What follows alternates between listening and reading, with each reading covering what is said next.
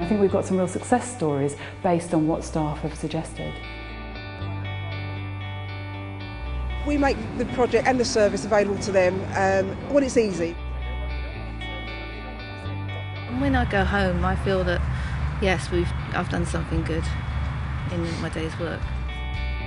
I think working in Greenwich is a very on-the-ground, real place. To me, it's just part of my everyday job. If I can help these children, that's what I'm here to do. Serving such a vibrant population with such diversity has been brilliant. Greenwich has a long and distinguished history and is also one of the most culturally diverse boroughs in London, where you can hear dozens of languages spoken on its streets. Providing excellent healthcare to everyone, whatever their background, has long been a priority for the NHS in Greenwich. Before the creation of the PCT 10 years ago, the NHS already had a strong track record in commissioning and delivering services which met people's needs and helped them to look after their own health. With the advent of Greenwich teaching PCT 2 years later, it was important that staff were encouraged to stay with the organisation and then motivated to work even harder to bring about improvements in services. We talked to our staff about what would make it attractive to stay here and also to apply and to work here. And one of the key things was about people were very motivated to improve services. And so we put a lot of time into listening to staff's ideas about how we could improve services and putting those into action. We also did a lot of focus on things like flexible working so that staff were able to work while juggling their busy lives. So we've really tried to build on the staff that we have, and we've got to the point where we are seen as an attractive place to work, and staff have been here, some of them like me have been here right from the beginning, and others have joined us from other areas. And I think we've got some real success stories based on what staff have suggested. The trust grew from 500 people to 1,000, most of whom were clinical staff. Their expertise in treating people at home rather than have them go into hospital has led to the expansion of this kind of service. The effect has been felt by staff as well as patients. Carol Severs and Mary Nash are community cardiac matrons who look after people in their own home with serious heart problems. When I worked in hospitals, if you dealt with one patient, you were always conscious of other patients wanting your attention elsewhere. Whereas when you go to see people in their own home, you've got to remember you're a guest in their homes. They've invited you in. You see them in how they really are. If they come to a hospital or clinic, they can put on an act, because they're coming into your environment. But if you go to see them at home, you're going into their own home, into their environment, and you see how they live, and you can sometimes see where the problems are and find solutions to help them manage better, really. The patients that we see are generally quite poorly, so it's about developing trust and working with the patients and their families and educating them to manage their conditions. And when I go home, I feel that, yes, I've done something good in my day's work. Taking the services out into the community, though, is not just about looking after people who are already poorly. It's also about prevention too.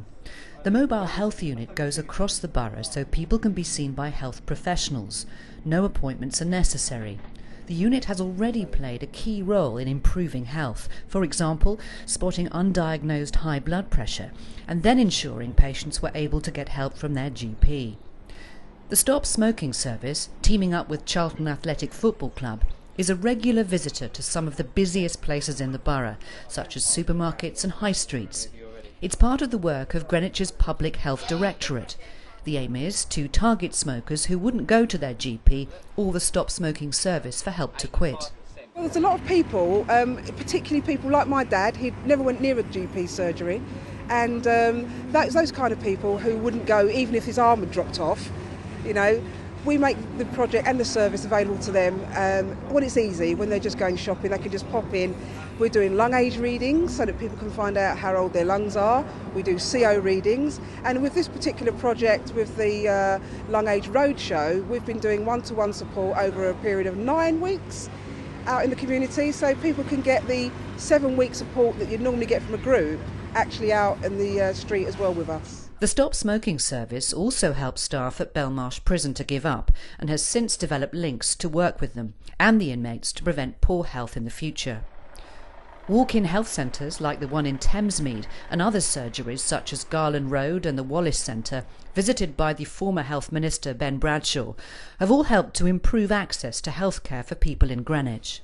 As well as local improvements, the Trust has been at the forefront of national initiatives like the screening programme for sickle cell and thalassemia, which affects people whose family background is from Africa and the Caribbean. One of Greenwich's public health consultants, Dr. Alison Streetley, was given an OBE in recognition of her work in setting up the national programme, which also runs locally. Through her work, she then discovered the highest incidence of the disease in the country was actually in the borough. It's another example of the pioneering role staff have played in important innovative projects over the last 10 years.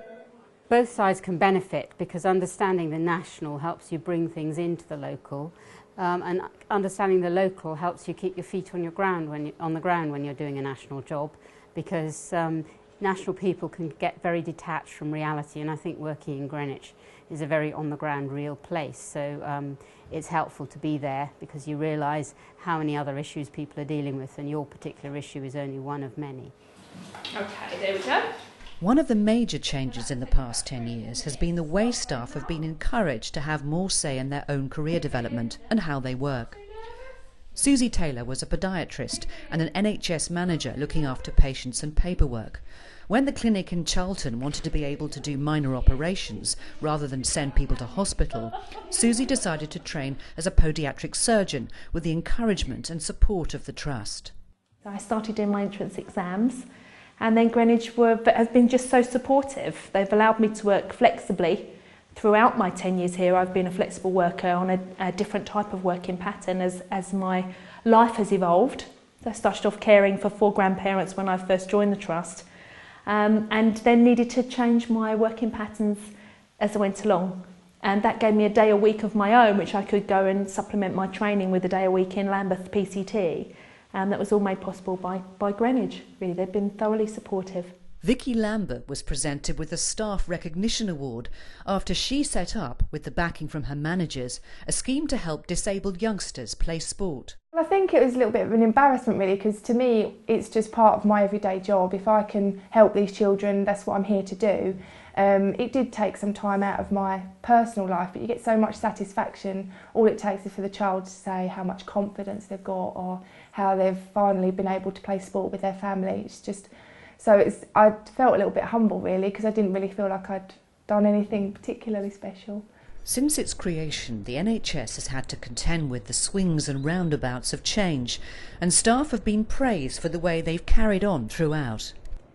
We had a lot of new community services coming through in 2 or 3 years, and they started off as quite individual services. So for the staff to be able to sell the services to other professionals, to GPs, to the hospital, to have trust in those services because they were new, I think has been really part of the inheritance that we leave, I think, for those coming in, is how the staff have coped with all of that change.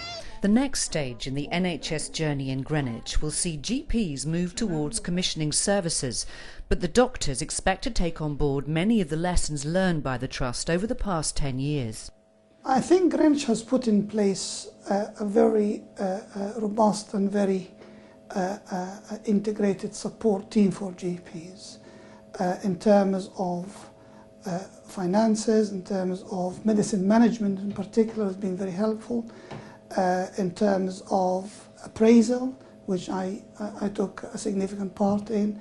And I think these principles upon which GPs were supported through the business support unit and through what has been put in place in the last 10 years or so, I hope we'll be able to carry that on, either the principles or hopefully with as many of the people that we know worked with for so many years.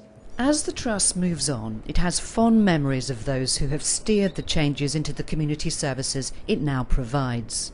Greenwich is a fantastic place. It has such a diversity of population. You've got extreme pockets of wealth, extreme pockets of deprivation, just working for and serving such a vibrant population with such diversity has been brilliant.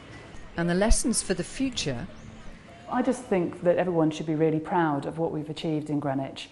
I think that we started out from a very difficult position and we have really turned things around, and we have a fantastic reputation as an organisation, and that each of us needs to hold that as we go into our new organisations and have the confidence to influence the teams that we're working with, who may be new and different teams, that things can change, and your good ideas are really worth shouting about because they can be picked up and turn into real changes for patients and improve their lives.